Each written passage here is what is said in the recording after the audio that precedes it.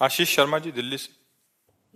राधे राधे राधे महाराज जी। महाराज जी, मन विचलित सा रहता है, जल्दबाजी में असंतोष की स्थिति रहती है, हमेशा व्यस्त रहते हैं, जिससे जीवन में दुख और नहीं, हम कह रहे कब तक जल्दबाजी करेंगे? आखिरकार मृत्यु भी तो आ रही है। अब उसका तो पता नहीं है ना कि कल हो जाए या पर। ये जल्दबाजी कब तक रखोगे?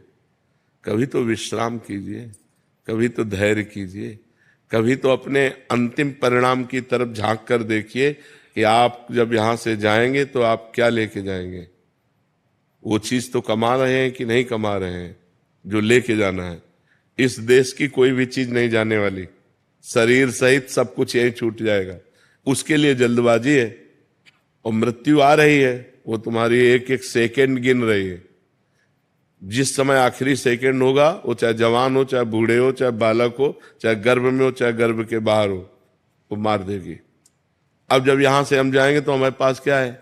यदि नाम जप किया है तो हमारे पास है, या पाप कर्म किया है, पुण्य कर्म किया है, वो हमारे पास है।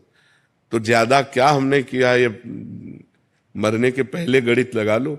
अगर पाप किए हैं तो उस गठरी में आग लगाओ, नाम जप करके, तीर्थयाटन करके, दूसरों को सुख पहुंचा करके।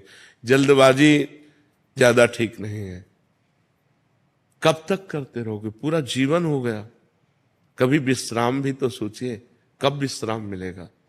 ये हो जाए, फिर ये हो जाए, फिर ये हो जाए, फिर ये हो, ये क्रम बना ही रहेगा।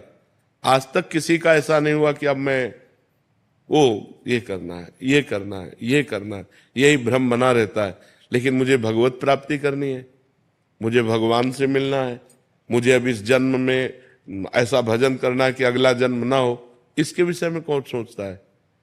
अगर यही सब करते रहे, शरीर छूट गया तो फिर पता नहीं कौन सी योनि प्राप्त हो। सुअर, कुत्ता, गधा, ऊंट, कितनी योनियां हैं। फिर हम जल्दबाजी में कुछ नहीं कर पाएंगे।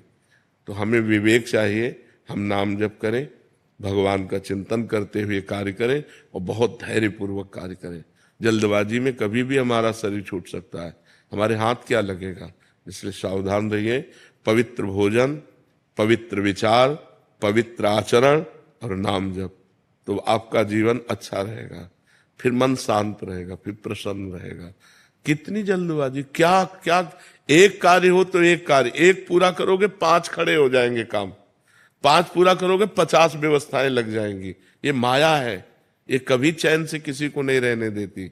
वही चैन से रह पाया जो भगवान का आश्रय ले लिया और भगवान का भजन किया। नहीं, सब परेशान है, सब परेशान है, सबकी खोपड़ी परेशान है। जो भजन नहीं करते सब परेशान है। आप देख लीजिए, कोई एक व्यक्ति बताए मैं संतुष्ट हूं अपने जीवन से, मैं संतोष को प्राप्त हो रहा हूं। वो वही कह सकता है जो भगवान से जुड़ा हुआ है, अन्यथा नहीं। इसलिए नाम जप कीजिए, पवित्र आहार, पवित्र विचार, पवित्र आचरण कीजिए। जल्दबाजी कहाँ तक करेंगे, कितना करेंगे? और जो कुछ करेंगे सब यही रह जाएगा। इसलिए आनंद मनाइए, मस्ती से जीजिए।